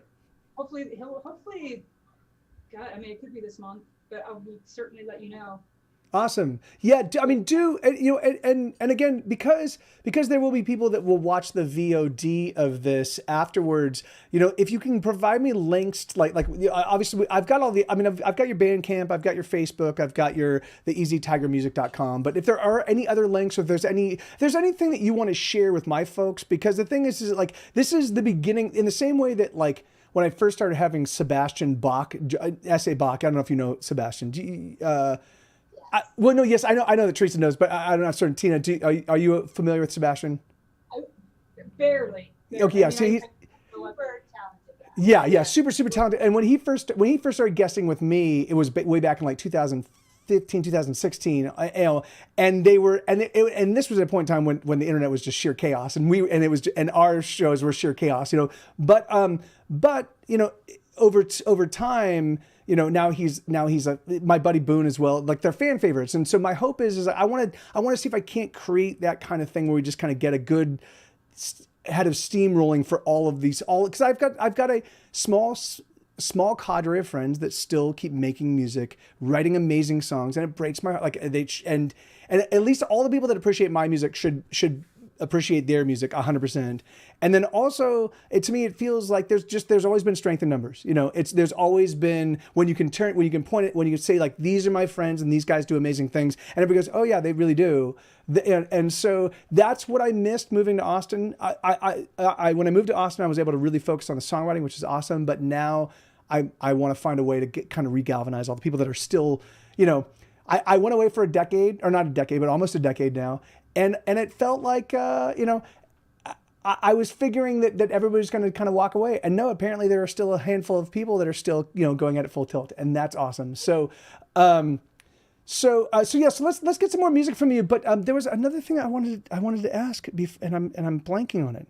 Crap, I should have taken notes, but it was mid. I was talking about the 3Ps, talking about the releases. What was the other thing? Anyway, whatever. I'm certain I'll remember. Something in your playing will remind me, and I'll be like, oh yeah. Okay. But where do you when you release your newest stuff? You like do you do pre-release stuff? Like do you have a mailing list or a Patreon or a place where we can get you like the first look at the stuff you're doing? We don't have a Patreon yet, but I think that's, you know, I know a lot of people who do it. I think it's really smart, you know. But we have a list, you know, that we send out to, and of course we'll post it all over the place. Okay, so if somebody wants to be on kind of the bleeding edge of whatever it is that you're doing, they can like it gets kind of posted everywhere all at the same time. Is that what you're saying? Yeah, but I mean, there is a way to sign up for our mailing list on our website, I believe. Okay. I'll triple check that, but okay. Yeah. Awesome. So, yeah, and then that's usually the place where you get the most kind of like the insider look at what's happening with Easy Tiger. that's where you're about first. Okay. Oh yeah. Okay. Great. Awesome. Perfect. Well, good. All right. Well then, let's get some more music in. They're going home.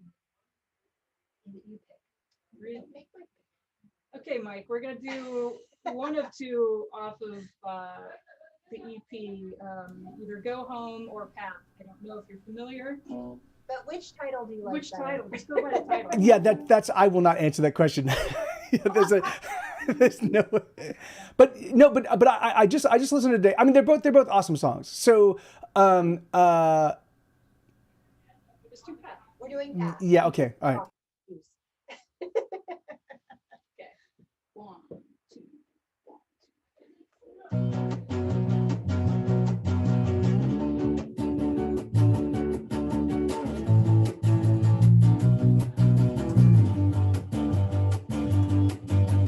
Down will be the last to run and falter down this path. So let's dress it up. Let the moon and stars chase us. Isn't this just what you wanted to be? Wanted to be, wanted to be. You said you wanted to dance, wanted to dance, wanted to dance.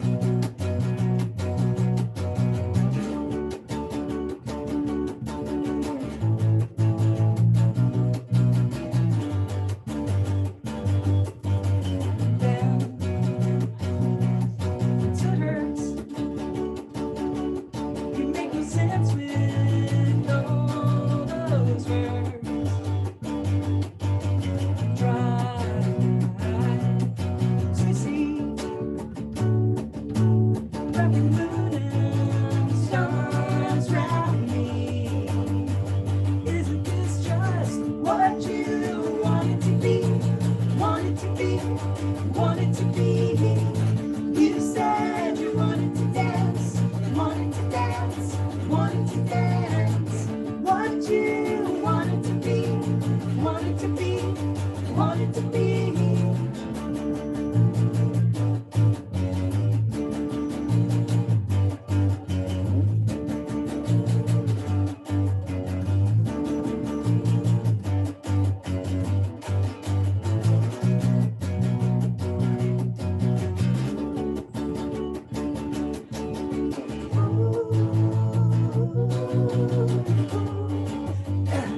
Isn't this just what you wanted to be?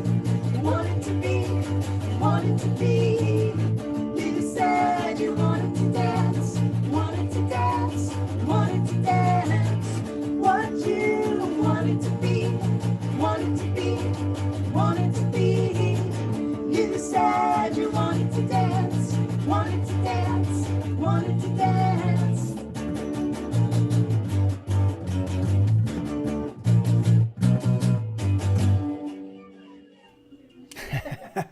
Hell yeah. Yeah, man, yeah, that it's really funny that obviously there's a reason, I believe, why the bands that are all of us connected are gravitated towards each other, you know, is because, you know, there is a pop sensibility, there's a hook sensibility that we all kind of share, where we're like, yeah, I like playing with these. Like, I also think it's there wasn't that many, at least in our community, there wasn't that many, like, I talk about this in the podcast. Like, a lot of people a lot of musicians find different ways to absorb, adjust, deal with the vicissitudes of sort of the competitive nature of rock and roll, and the competitive nature of playing shows, and the competitive nature of capturing an audience, and, you know, and some people internalize that, and so what happens is a lot of bands become like, if you're not our band, fuck you, you know, or if we don't like your music, fuck you. Like, and that wasn't us. Like, that was, we were for the most part, we were a pretty embracing, like, little community of people that liked each other's music, because we're like, hey, you make great music, you know. That is, you know, so looking at people's early releases, their early material, because that's off of the Orange Easy Tiger EP, right? That song. No, that's Oh. No, we haven't played anything off that one yet. That's off the EP, Above the Mystery. Oh, yeah. That's okay. Okay. Hold on. Somebody. Oh, Battle for Battle. Hey, Battle. Good to see you, man. That's okay. Then that's why I didn't recognize it. I was like, I don't. So sorry when you asked me. I haven't heard that yet. That's on Bandcamp. That's available on Bandcamp. Yeah. Oh, all right, And, awesome. And through our, you can find it on our website too. You can find it on Apple, iTunes. And so, and was that so? When was that released? That was a bit ago. Yeah. Gosh. 2015, 2016. Okay, yeah, yeah. That's so. In fact, let's let me talk about that. So Tina, in terms of your songwriting, when you first, because I don't know about you, but and I've had this conversation with a number of songwriters.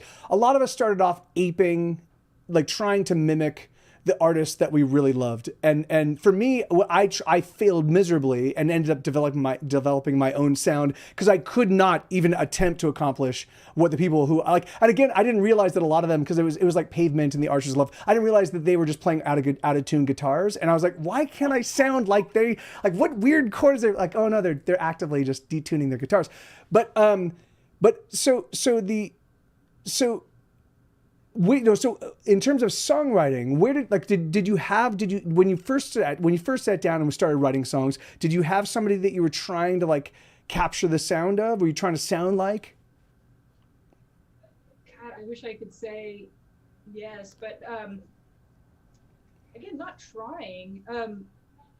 I mean, when I was like in high school, I was in bands, but I wasn't the singer. Like, I used to be like painfully shy to sing. I don't even know if you know that. But like when I was in bands, I would make the rest of the band leave the room, and then I would quietly sing the song to the singer. And then it eventually, a band that I was in, like broke up or whatever, and I was like auditioning singers and stuff, and I was like, God damn it, I guess I have to sing. Oh wait, so you were writing songs. You were in bands in high school. You were writing songs for the band, and you're like, "Hey guys, I'm gonna introduce a new song. Everybody go!" And you're like, "This is how the song goes That's here." terrible. Yeah, that's awesome. But and then those bands, like I was writing songs, and I was collaborating with the singer on others, and then the bass player bringing a song. But When so did I was no? the only What? songwriter. I was writing a lot of them. But yeah, I just kind of out of necessity started trying to sing them. Now, when did you first start playing an instrument in earnest? Because you said your grandfather gave you guitar, so you came from a family of musicians, yes? Yeah, my mom's side, very like bluesy, like they liked blues, they like country, and there's that side, and then he's the one that grandpa and my grandma played lap steel. Wow. And then he's the one that gave me the Gretsch that I used to play when I was a little kid. Every time we'd go over, the first thing I'd do was go to the closet and pull the Gretsch out. And God love him for like trusting me to do that. Yeah. And for listening, not shutting it down. It's pretty horrific, I'm sure. And then on my dad's side is my grandpa played in the New York Philharmonic. What? He played French horn and trumpet. Yeah. Wow. Um, So yeah, so obviously, so you do come from a musical family. What now? Do they have any thoughts? I mean, do they have any thoughts on your perspective on music and on your music and your career and what you're doing? We could ask her mom because she's sitting right there. Oh really? Oh, of course. No. Yeah. I mean, sadly, my grandparents are no longer with us, but they were always supportive, always. But I think I mean, when you say it in earnest, I mean, I started playing Yeah. guitar At 4 years old. hear Wow. kids, and I'm like, it's so awful, and you can hear my parents in the background. That's great. That's great. Yeah, I I'm mean, like, but wow, that's like a next level of like parent award that needs to, But how else? I don't know. I just never thought.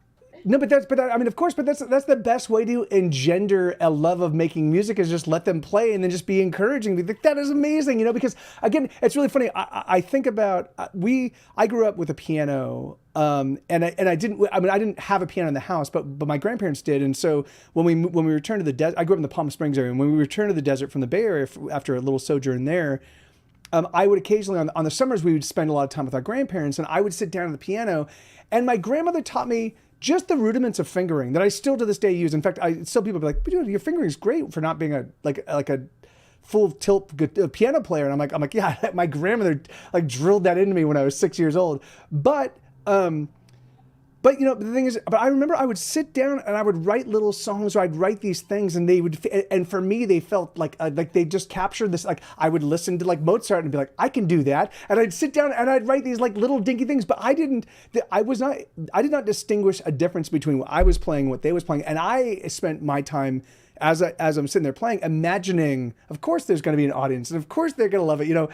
And there's something that's so weird to me to think, because then it took me another 25 years after that to be like, oh yeah, I'm going to pursue this in earnest, you know. What was that? I'm sorry. I'm very much listening. Like I do. My dogs are trying to pound their way out. Oh, no worries.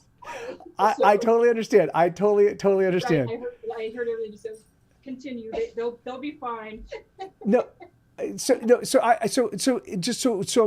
reason that was a bunch of setup to ask. So you playing as a, you know, you growing up in a household of musicians, you being excited about making music, and when was it at what point in time did you feel like you and then, yes, the battle.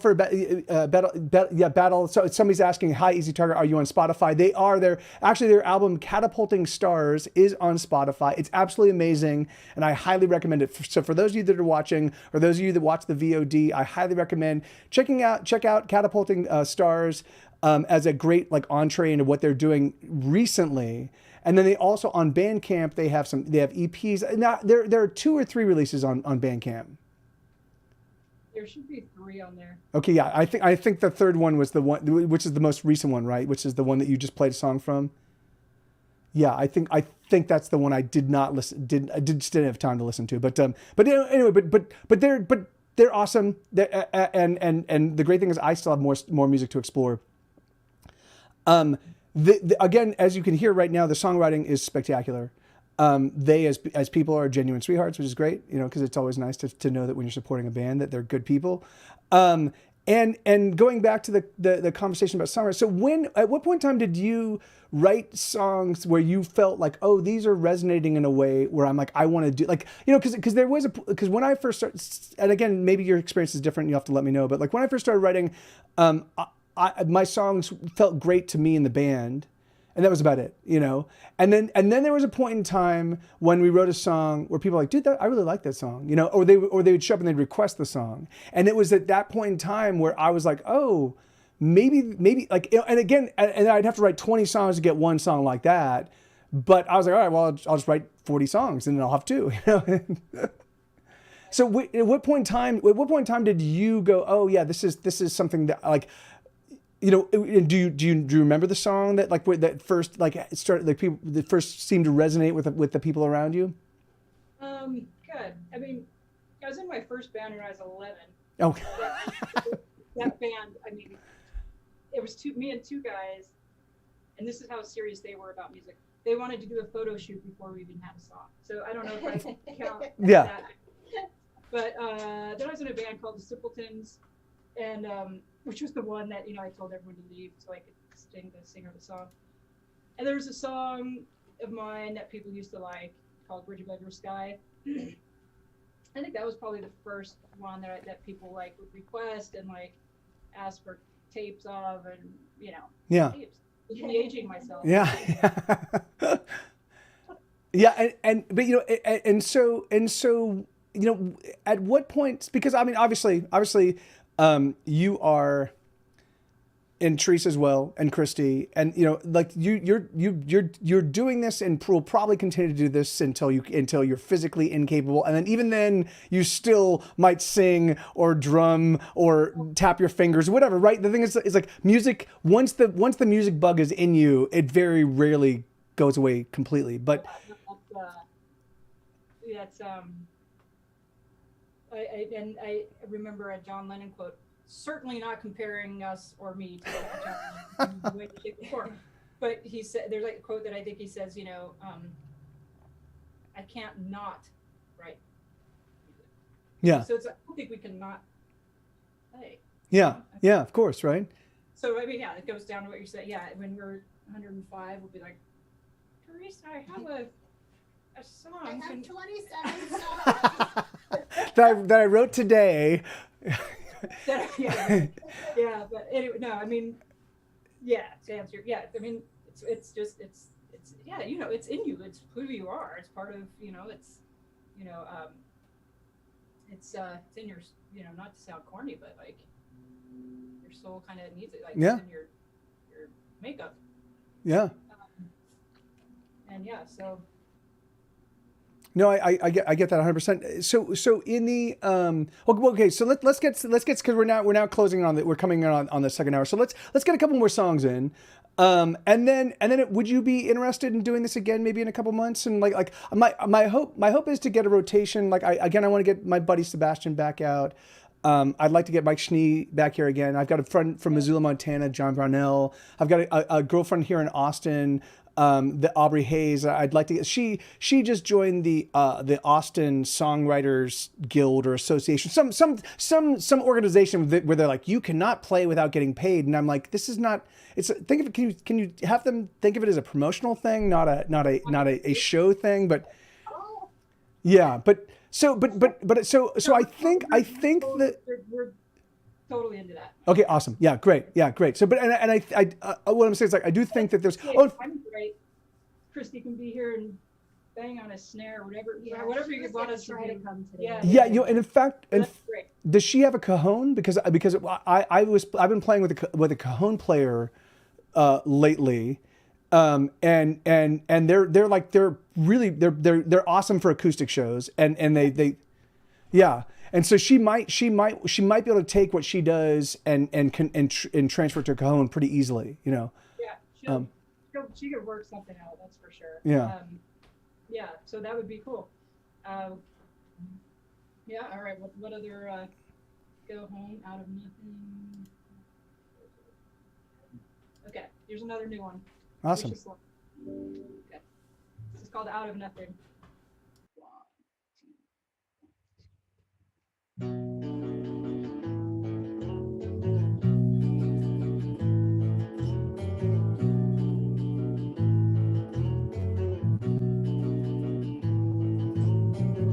Since when has it been so you cannot decide?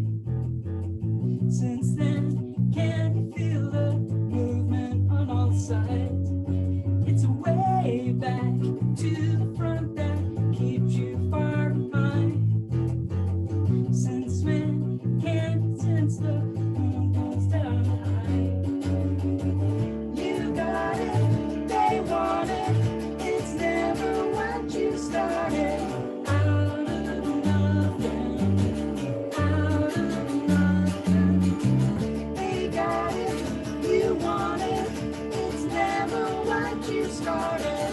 Out of nothing, out of nothing, out of nothing.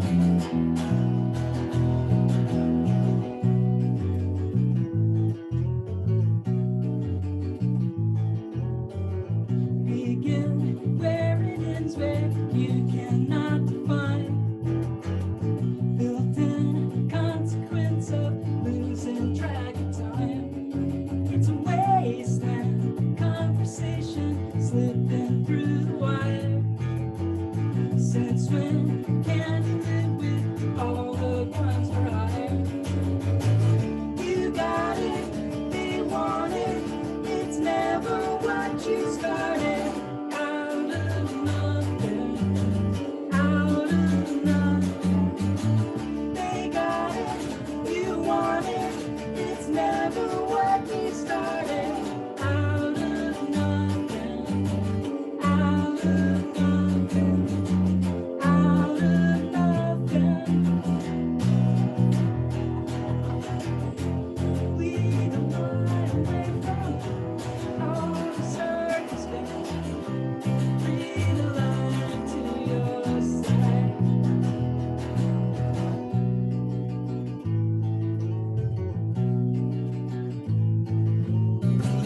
You got it, they want it, it's never what you started. Out of nothing, out of nothing. They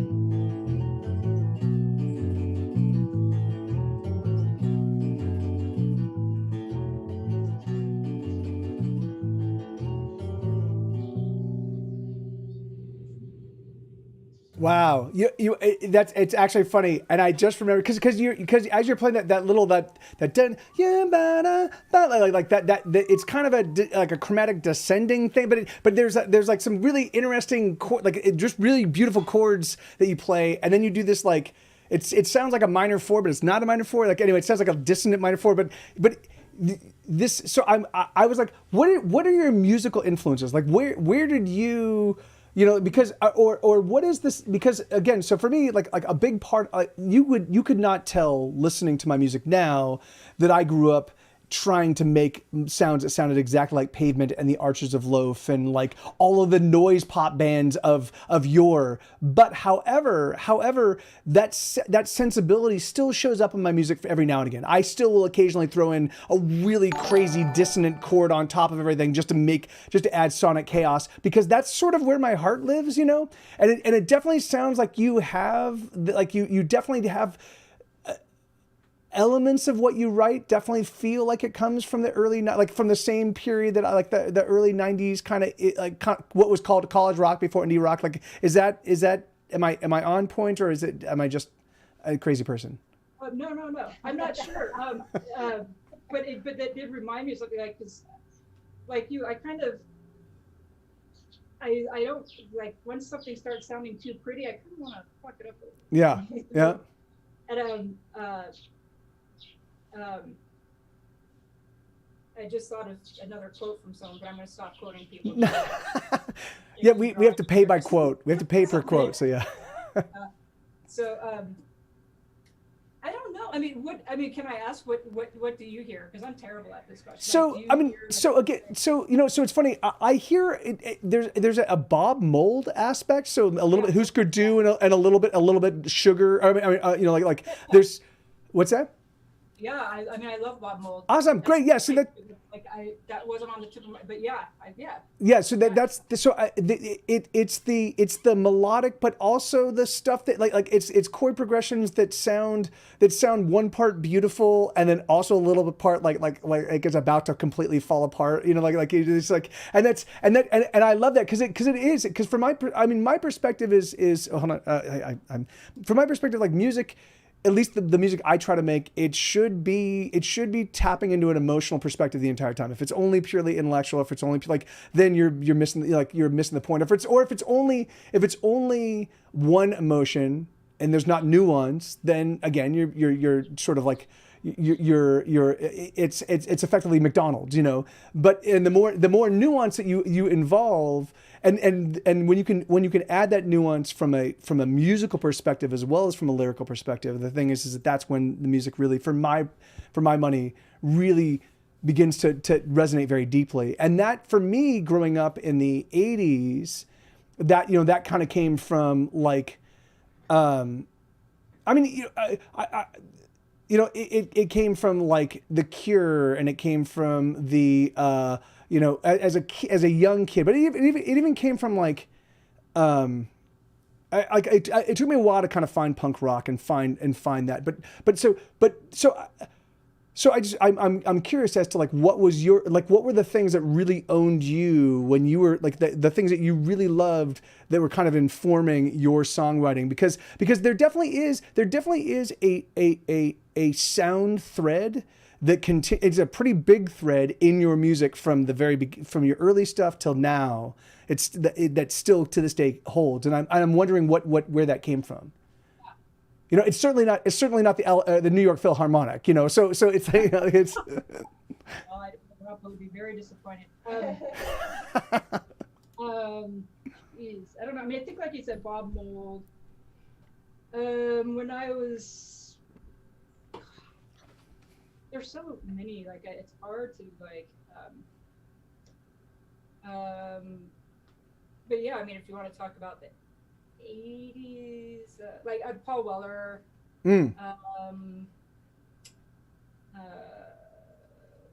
Neil Finn,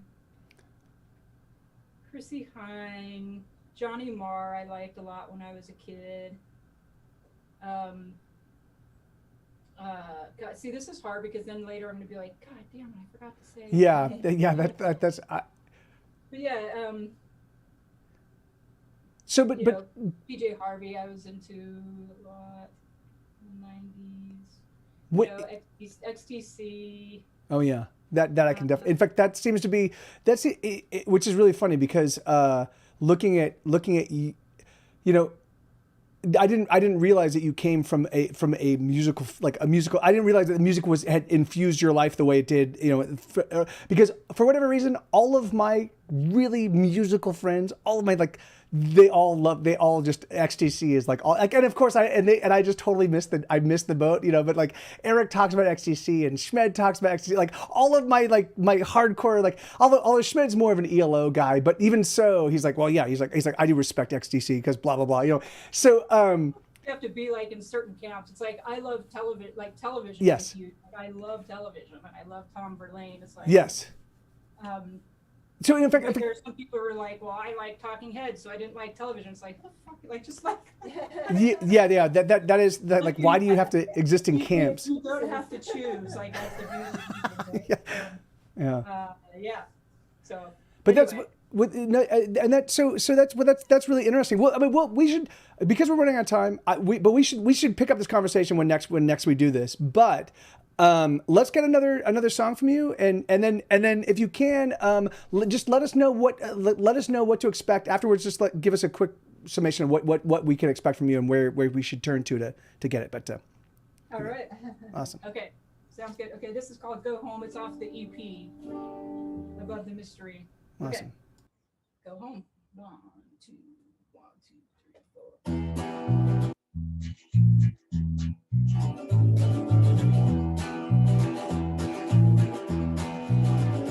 It's a long time coming when you're so quick to kneel. It's a long time, honey. It's a thin line driving with your head on the wheel. It's a thin line, darling. Don't you want to? Don't you want to? Don't you want to go home?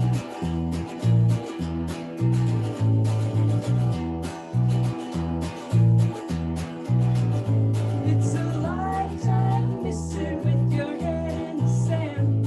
It's a lifetime sister. Come and get your dinner while you still can. Come and get it, mister. Don't you want to? Don't you want to? Don't you want to go home?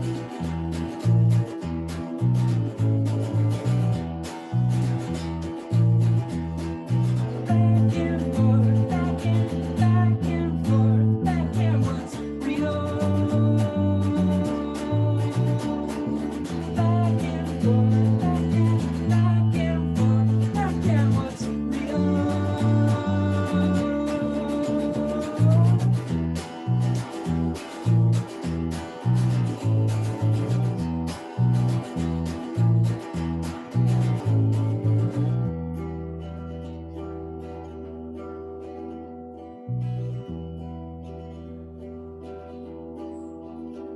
Did you find your sinner in the palm of your hand? Did you find your sinner? Did it feel like winter in a foreign land?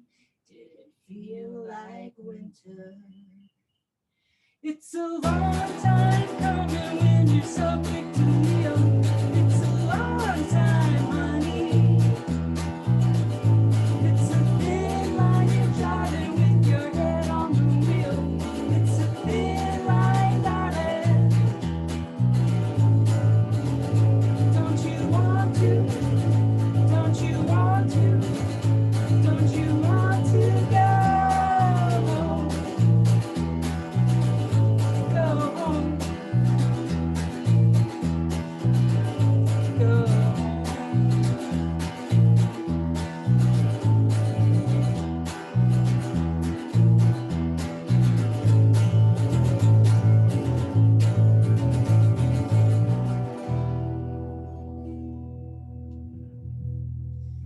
Wow, man. Wow, what a song. Like, yeah. Anyways, So for those of the people in the audience right now, like all I can impress upon you is just check out Easy Tiger's stuff. You can find it on Spotify. You can find it on Bandcamp. I will provide some links. Yeah, thank you. Right on, Battle. That's awesome, man. Yeah, you know, we'll try to have them back, but it's obvious that because most of the songs they play, or the vast preponderance of the songs they played today, were completely brand new songs that exist only in their heads and what they did for us right now, you know, and also in various parts on Teresa's computer, you know.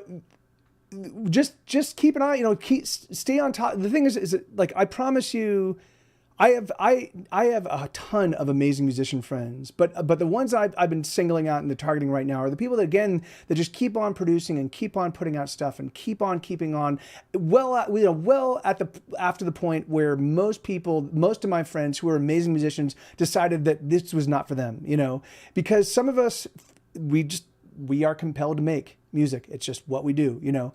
And so from my perspective, I want to galvanize them and bring their music to you and turn you on to them. But the thing about that is that I bring them to you. I say, here they are. They play their music. We have a conversation. And then it's your job to check it out and to just dig a little bit deeper. So all I ask you is just go check out their stuff, you know, give it a spin. If you're going for a walk, if you got an hour, if you're going to walk your dog for half an hour, put on, you know, Catapulting Stars.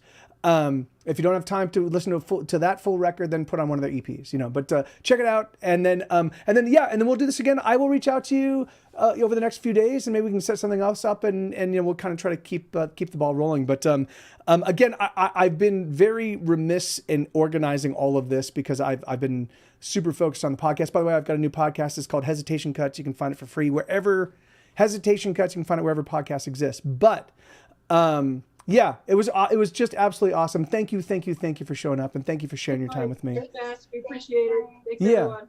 Yeah, and we'll do this again. So I love you guys. And Retro Roadshow did have to say, he did read a comment that I failed to read. He said, had to go lurk mode because the day is getting away from me, but I had to pop back in to say, should I is stuck firmly in my brain. Great hook. So yeah, there you go. So so there you go. I love you too. Thank you. And thank you everybody for showing up and being a part of this. And we're going to do this again very soon. So stay involved, hop on my Discord, and adios. Talk to you later. Thanks, Mike. Cheers.